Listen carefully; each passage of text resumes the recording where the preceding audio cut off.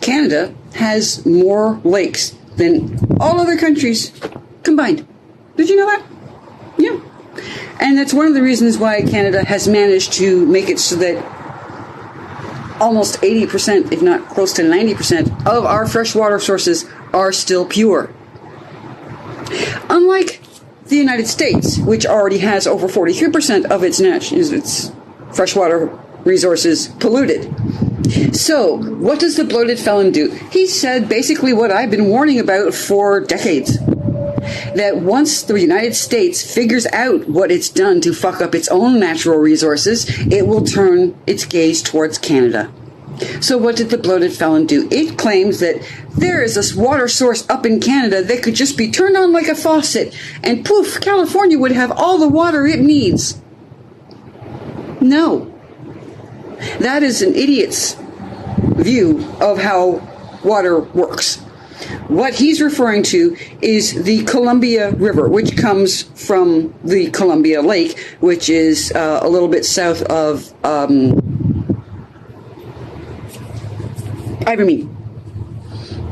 BC.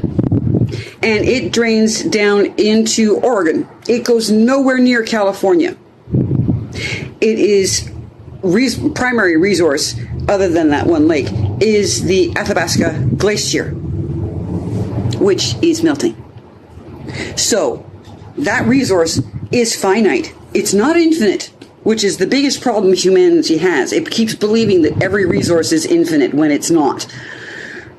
And as I said, it doesn't go anywhere near California. It goes to Oregon, and then it eventually drains out into the Pacific. To reroute it to California to deal with the drought, which is the result of climate change, would take not just millions and millions of dollars, but it would start screwing up the climate and the areas that it's supposed to have been going to, but now no longer is, because selfish little people in the United States think it should belong to them. Well, I hate to break it to you, but the water in Canada belongs to Canada. And the United States couldn't do jack shit if we decided to build a dam on the Columbia River so that nothing went into Oregon. It's not like what it is with Lebanon constantly threatening a dam to the north of Israel, which would cut off all water to Israel. But that's a constant threat.